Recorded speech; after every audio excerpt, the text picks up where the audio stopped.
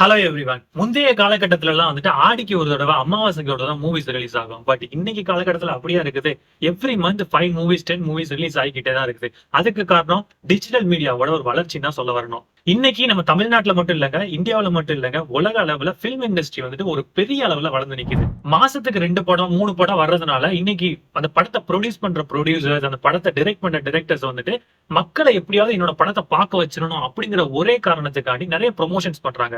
அதாவது நிறைய marketing strategy use பண்ணி ப்ரொமோஷன் பண்றாங்க. அதுல வந்து சில விதமான பாசிட்டிவ் ப்ரொமோஷன்ஸ் இருக்கு, சில விதமான நெகட்டிவ் ப்ரொமோஷன்ஸ் இருக்குது.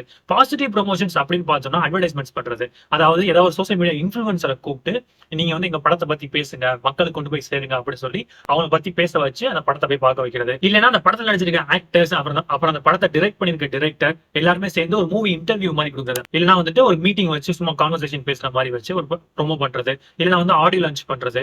இந்த மாதிரி நிறைய விதமான மார்க்கெட்டிங் ஸ்ட்ராட்டஜிஸ் எல்லாத்தையும் யூஸ் பண்ணி ஒரு மூவிக்கான ஒரு ப்ரொமோஷன் வந்து கொண்டு வந்துடுறாங்க. இது போக புதுசா படத்துல நடிக்கிறவங்க, புதுசா வந்து பிலிம் இண்டஸ்ட்ரியில என்டர் ஆயிருக்காங்க, ஃபர்ஸ்ட் டைம் நடிச்சிருக்காங்க அப்படின்னா அவங்க என்ன பண்றாங்கன்னா, நான் வந்து இந்த மாதிரி படத்துல நடிச்சிருக்கேன் போய் பாருங்க அப்படின்னு சொல்லிட்டு மக்கள் கிட்ட போய் அட்வைஸ் பண்ணி கேட்கறாங்க. சோ இது எல்லாமே வந்துட்டு ஒரு பாசிட்டிவ் ப்ரொமோஷன் அப்படின்னு சொல்லலாம். இதுல இன்னும் உங்களுக்கு ஸ்ட்ரெஸ் பண்ணி சொல்லணும் அப்படின்னா அட்வர்டைஸ்மெண்ட்ஸ் பண்றாங்கல்ல, அதாவது மக்கள் இருக்கிற இடத்துல பெரிய பெரிய பேனர்ஸ் அடிச்சு ஓட்டுவாங்க. அதுக்கப்புறம் மக்கள் டிராவல் பண்ற பஸ்ஸஸ்ல எல்லாம் வந்துட்டு நிறைய போஸ்டர்ஸ் ஓட்டுவாங்க. அதுக்கப்புறம் லோக்கல் ட்ரெயின்ஸ்ல வந்து நிறைய போஸ்டர்ஸ் ஓட்டுவாங்க. சோ இந்த மாதிரி போஸ்டர்ஸ் ஒட்டி மக்களை வந்து அட்ராக்ட் பண்ணி அந்த படத்தை போய் பார்க்க வைப்பாங்க.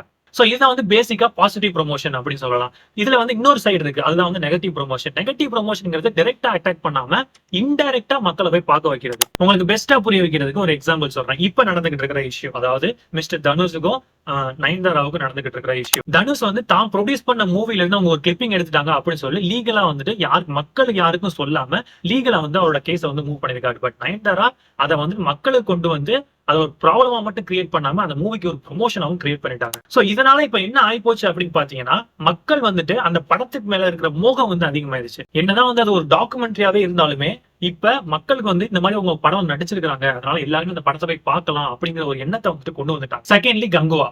கங்குவா படத்தை பத்தி நம்ம சொல்லணுங்கிற அவசியமே கிடையாது. கங்குவா படம் ரிலீஸ் ஆகிறதுக்கு முன்னாடி நிறைய பேர் வந்து நெகட்டிவிட்டியா பேச ஆரம்பிச்சிட்டாங்க. அப்கோர்ஸ் அதோட ஆக்டர் அண்ட் டிரெக்டர் வந்து ரொம்ப பாசிட்டிவா தான் பேசினாங்க. பட் இருந்தாலுமே வந்து மக்கள் வந்து அதை பத்தி ரொம்ப நெகட்டிவா பேச ஆரம்பிச்சதுனால அதுவுமே வந்து அந்த அளவுக்கு ரீச் போகல அப்படின்னு தான் சொல்றாங்க. நானுமே இன்னைக்கு அந்த படத்தை பார்க்கல. அண்ட் அந்த படம் இது வரைக்கும் எவ்வளவு கலெக்ஷன் வந்திருக்கு, அந்த படம் சக்சஸா இல்லையாங்கிறது வந்து எனக்கு ஆக்சுவலா தெரியல. பட் இருந்தாலுமே நான் என்ன சொல்ல வரேன் அப்படின்னா, அந்த படத்து மூலியமா நிறைய பேர் வந்து நெகட்டிவிட்டி கிரியேட் பண்ணதுனால அந்த படத்தை பாக்குறதுக்கு மக்கள் வந்து கொஞ்சம் ஆர்வமா போறாங்க. மூணாவது சொல்லணும் அப்படின்னா, கொஞ்சம் நாளைக்கு முன்னாடி போய்கிட்டு இருந்த விஷயம், அதாவது ஒரு 2 மந்த்ஸ் முன்னாடி, 2 மந்த்ஸ் சொல்ல முடியாது, ஒரு 1 மந்த்க்கு முன்னாடி போய்கிட்டு இருந்த ஒரு விஷயம், மஞ்சள் வீரன் டைரக்டரோட இஷ்யூ. சோ டிடிஎஃப் வாசன் ஆக்சுவலா அந்த படத்துல நடிச்சிருக்கணும், அவர் வந்து நடிக்கல. மஞ்சள் வீரன் படத்தோட டைரக்டர் வந்துட்டு அந்த ஆக்டரை வந்து ரிமூவ் பண்ணி இப்ப அவர் வந்து வேற ஒரு ஆக்டர் வந்து அந்த படத்துல நடிக்கிற பண்ணி போட்டிருக்காரு.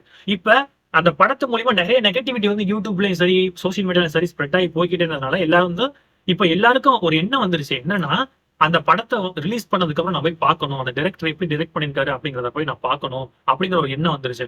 ஆக்சுவலா அவர் ஃபர்ஸ்ட் ரிலீஸ் பண்ணார் தெரியுமா ஒரு படம், அந்த படம் வந்துட்டு அவர் ரிலீஸ் பண்ணப்ப கூட அவ்வளவு வியூஸ் போயிருக்காது. இந்த இஷ்யூ நடந்ததுக்கு அப்புறம் தான் ஆக்சுவலா அந்த படத்துக்கு வந்து மோர் வியூஸ் போயிருக்கு. சோ இந்த மாதிரி 2 பேர் சண்டை போட்டுக்கிறதுனாலே சரி, ஒருத்தர் போய் இன்னொருத்தர் மேல கேஸ் போட்டுக்கிறதுனாலே சரி, இந்த மாதிரி நெகட்டிவிட்டி வந்து அதிகமா ஸ்ப்ரெட் ஆகிட்டு இருக்கிறதுனால மக்கள் மத்தியில அந்த மூவிக்கான இன்ட்ரெஸ்ட்டும் வந்துட்டு, அதாவது அந்த மூவி வந்து நான் பார்த்தே ஆகணும் அப்படிங்கிற இன்ட்ரெஸ்ட் வந்து மக்கள் மத்தியில அதிகமாகுது. அண்ட் அந்த மூவி ரிலீஸ் ஆனா நாங்களும் போய் பார்த்துறோம். ஓகே, ஆக்சுவலா இப்ப இது மூலியமா நான் உங்களுக்கு என்ன சொல்ல வரேன் அப்படின்னா, ஒரு மூவியை ப்ரொமோட் பண்றதுக்கு நிறைய பேர் நிறைய விதமான டெக்னிக்ஸ் அண்ட் ட்ரிக்ஸ் எல்லாமே ஃபாலோ பண்றாங்க. இந்த டெக்னிக்கல் ட்ரிக்ஸ்க்குள்ள நம்ம விழுந்து அந்த படத்தை போய் பார்க்காம நம்மளுக்கு பிடிச்சிருக்கு, நம்ம வந்து ரிலாக்ஸ் பண்ணணும் அப்படிங்கிற ஒரு எண்ணத்தோட ஒரு படத்தை போய் பார்ப்போம். Let us not be biased in what we are going to see. அந்த மூவில அந்த பர்டிகுலர் சீனை பத்தி தப்பா பேசிருந்தாங்க, அதனால நான் அந்த படத்தை போய் பார்க்கணும் அப்படிங்கிற ஒரு எண்ணத்தோட போய் பார்க்காம நான் வந்துட்டு என்னோட லைஃப் வந்து ரிலாக்ஸ் பண்ணணும், நான் வந்து இன்னைக்கு டே வந்து ஒரு நல்ல விதமா ஸ்பெண்ட் பண்ணணும் அப்படிங்கிற ஒரு எண்ணத்தோட போய் அந்த படத்தை பார்ப்போம். அதை ஒரு என்டர்டைன்மெண்டா பார்ப்போம், நம்மளுடைய வாழ்க்கையை நல்லா சந்தோஷமா வச்சுக்கிடுவோம். சோ இது மூலியமா என்ன தெரிய வருது அப்படின்னா, நெகட்டிவிட்டி மூலியமா நம்மளோட மைண்டை நம்மளுக்கே தெரியாம வந்து கரெக்ட் பண்ணிக்கிட்டு இருக்காங்க. So be aware and be watchful in what you are doing. Okay, thank you guys. See you in the next video.